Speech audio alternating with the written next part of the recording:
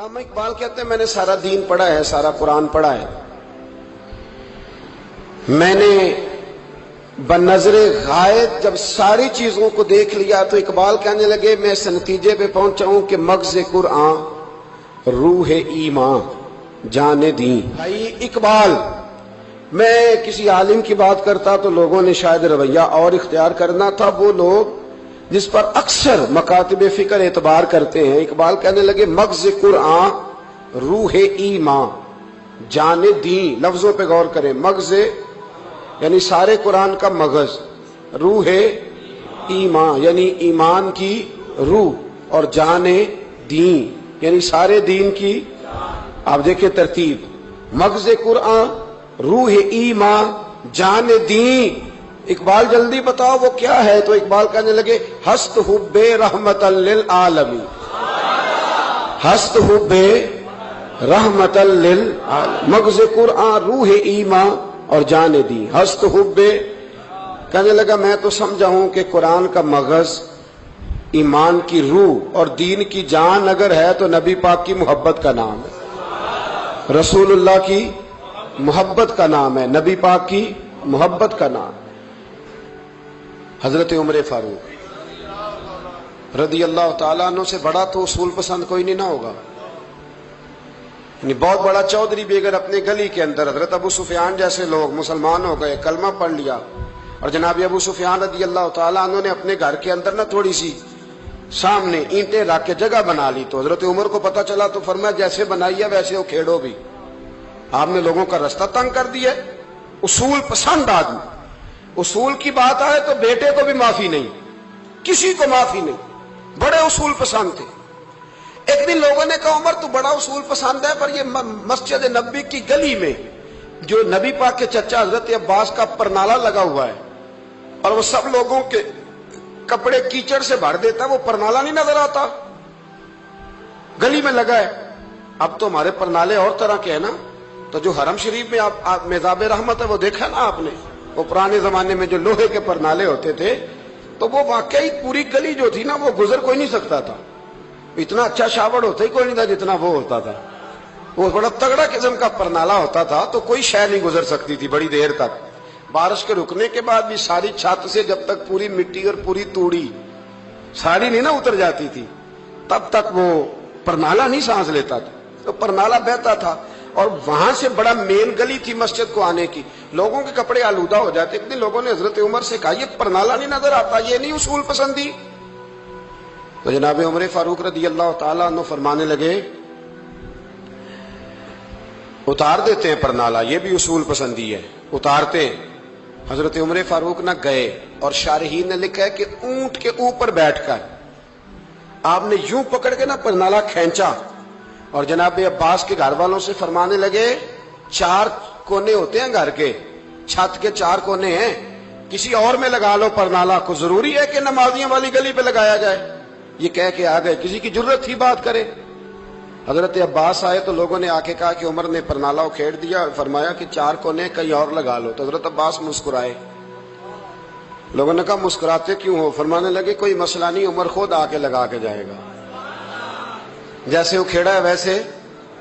لوگوں نے کہا وہ عمر ہے، عمر کو بدلنا اور اس کی بات کو بدلنا، اور اتنی جرت کہ وہ لگا کے جائے، جس بندے کو دیکھ کے شیطان گلی کا رستہ بدل جاتا ہے، آپ اس کی بات کر رہے ہیں۔ فرمایا میں نے کہہ دیا نا عمر لگائے گا، تو انشاءاللہ عمر لگائے گا۔ حضرت عباس مسجد میں آئے، نماز پڑھی تو کہتے میں نے بات چھیڑی تھی، عمر خود کہنے لگے کہ حضور آپ سے تو امید نہیں تھی۔ حضرت عباس سے کہنے لگے بھئی جگہ بھی ہے، 4 کونے ہوتے ہیں گھر میں، کوئی ضروری ہے اسی کونے پہ لگے جہاں سے نمازی گزرتے ہیں؟ یہ بخاری مسلم کی حدیث ہے۔ حضرت عباس کہنے لگے عمر 4 کونے ہیں، میرے پاس جگہ بھی ہے پرنالے کی، میں نے بھی کئی دفعہ سوچا تھا وہ کھیڑ دوں، اور میں بھی اسی گلی سے گزرتا ہوں، میرے کپڑوں میں بھی کیچڑ بڑی دفعہ پڑا ہے، پر مجبوری یہ ہے وہ کھیڑ اس لیے نہیں سکتا کہ یہ پرنالہ میرے نبی کریم نے اپنے دستے مبارک سے لگایا تھا۔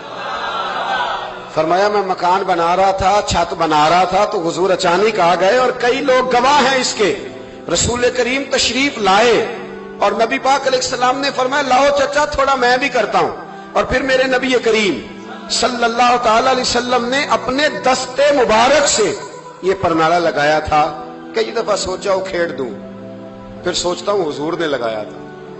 लेकिन चलो अब तो इल्लत पाई गई, अब तो समझ आ गई, उसूल बन गया। अब तो उसूल बन गया ना, तो ठीक है, आप अब इस तरह करें, उखेड़ दिया तो ठीक है। जनाबे कहने लगे पहले क्यों नहीं बताया?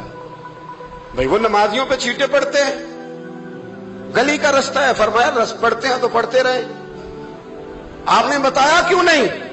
हजरत जनाबे अब्बास कहने लगे कि आपका क्या ख्याल है कि मैं ये करूंगा कि लोगों पे छींटे पड़े और मुझे परवाह ना हो? हुजूर ने लगाया था। हजरत उमर फारूक ने ना जनाबे अब्बास का बाजू थामा, तन तंदूर ते हड्डां दा बालन, बाजू थामा और थाम के ना उसी जगह ले गए जहां परनाला उखेड़ा था। पहले तो ऊंट पे चढ़ के लगाया था ना, तो अब कहने लगे हजरत अब्बास से कि आप ना मेरे कंधों पे चढ़ गए, मेरे कंधों पे तन तंदूर ते हड्डां दा बालन, असी हावां नाल तपाया, कप कप मुक्कियां पेड़े कीते, उत्तों इश्क पले थल लाया, तन दा सालन ते मन दी हांडी, लून सबर दा पाया। गुलाम फरीदा वे मैं सारी तेरी, तेनू अजे यकीन नहीं आया? फरमाया खुद लगाइए। हजरत अब्बास रदी अल्लाह तआला अन्हु वो परनाला लगा के उतरे तो हजरत अब्बास भी रो रहे थे और जनाब उमर भी रो रहे थे, आंखों में आंसू थे। फरमाया हम ये नहीं देखेंगे कि इल्लत क्या है, वजह क्या है, हम तो ये देखेंगे कि रसूलुल्लाह की निस्बत क्या है।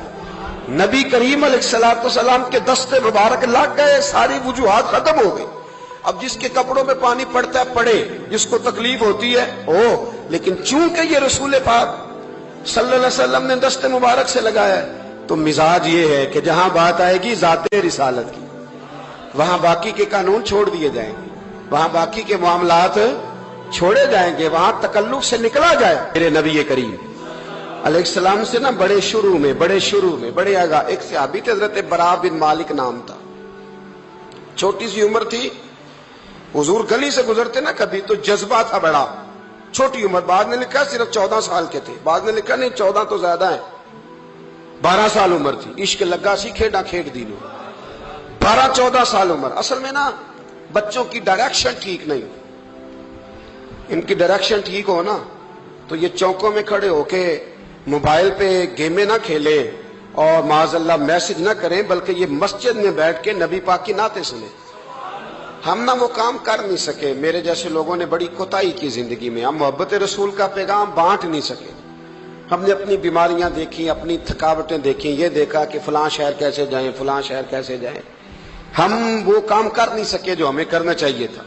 जिम्मा था, बाप की जिम्मे है। नबी पाक ने फरमाया माँ बाप की ड्यूटी है अपनी औलाद को मेरी मोहब्बत सिखाएं, पर हम वो रंग दे नहीं सके, हम वो मिजाज दे नहीं सके, हमने वो कोताही की। हम नबी पाक का हुस्न, हुजूर की सीरत, अखलाक आलिया, किरदार, गुफ्तार, रफ्तार, अंदाज, तरबियत, वो सारी बातें कौम को बयान नहीं कर सके, इसलिए लोग वहां पहुंचे नहीं। वरना मगज़े कुरान रूह ईमान जाने दी, हस्त हुब्बे रहमतल लिल आलमीन, हम वहां तक ले जा नहीं सके। हजरत बरा बिन मालिक ना 12 साल की उम्र है, 12 साल।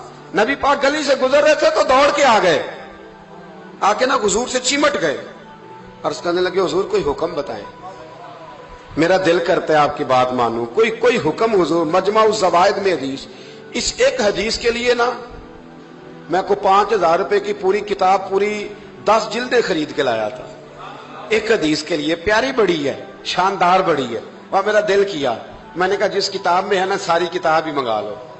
कुछ चीजें बड़ी इंसान को अनोखी लगती है ना। हजरत बरा बिन मालिक रदी अल्लाह, छोटी सी उम्र है, हुजूर से लिपट गए तो हुजूर ने फरमाया बेटे क्या हुआ? अर्ज करने लगे हुजूर कोई हुक्म बताए, मेरा भी दिल करता है अमल करूं। तो हुजूर ना छोटे छोटे काम बताते, दुकान से, ये बच्चों को यही बताना होता है ना, दुकान से ले आ, ये कर दे, फलां को बुला ले, लेकिन हुजूर उनकी गैर मौजूदगी में उनका जिक्र बड़ा करते।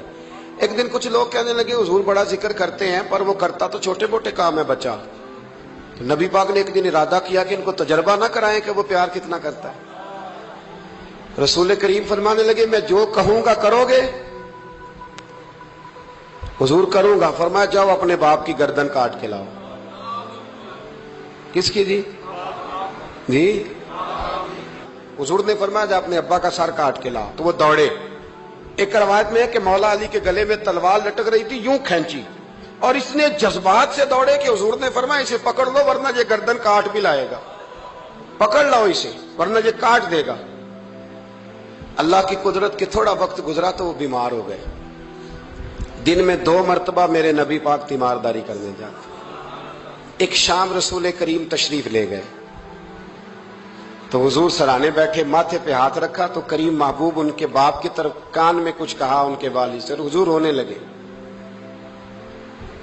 اور پھر حضور نے دوبارہ ماتھا چوما، پیار کیا اور چلے گئے۔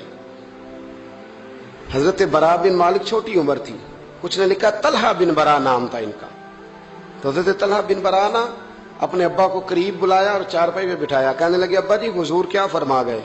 کہا بیٹا تیرے والی بات نہیں۔ کہا نہیں بتائیے؟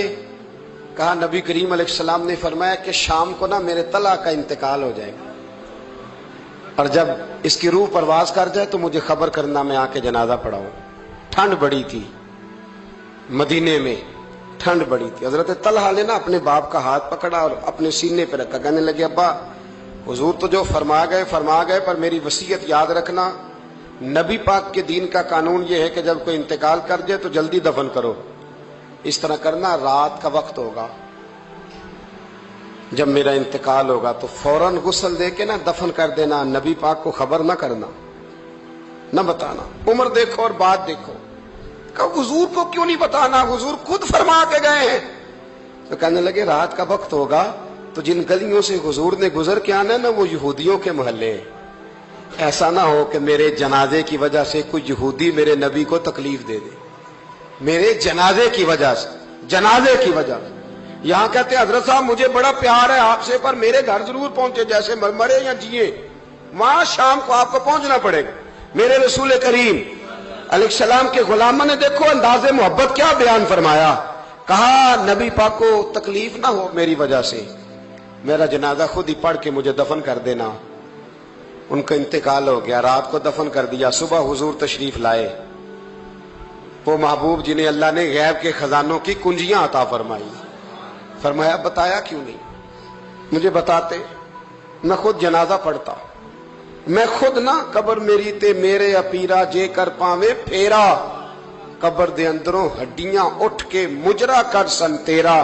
کہا بتایا کیوں نہیں، خبر کیوں نہیں کی؟ میں جنازہ پڑھتا، میں خود پہنچتا۔ تو باپ رو پڑے، عرض کرنے لگے حضور میرا تو پتر تھا، میرے لیے اس سے بڑی سعادت کیا ہوتی کہ آپ جنازہ پڑھاتے، پر اس نے وصیت کر دی کہ حضور کو بتانا نہیں، تکلیف ہوگی۔ نبی کریم فرمانے لگے بتاؤ مجھے اس کی قبر کہاں ہے۔ اور یارو غور کرنا، ساری دنیا گنبد خضرا روضہ رسول پہ اور نبی پاک ایک غلام کی قبر پہ تشریف لے گئے، خود نبی کریم گئے، اور آج حضور نے دعا انوکھی فرمائی، فرمایا اے اللہ جب میرا طلحہ تجھ سے ملے نا تو ذرا اس سے مسکرا کے بات کرنا جو تیری شان کے لائق۔ رسول اللہ کی محبت، نبی پاک کی غلامی، رسول اللہ کا پیار۔ اعلیٰ حضرت کہتے ہیں جان ہے عشق مصطفیٰ، روز فضو کرے خدا، او بھائیو جس کو ہو درد کا مزہ وہ نازے دوا اٹھائے کیوں۔ اور اعلیٰ حضرت فرماتے ہیں جلنا تو ہے، کوئی دولت کے لیے جلتا ہے، کوئی شہرت کے لیے جلتا ہے، کوئی اقتدار کے لیے جلتا ہے۔ فرمانے لگے اے عشق تیرے صدقے جلنے سے چھٹے سستے، جو آگ بجھا دے گی وہ آگ لگائی ہے۔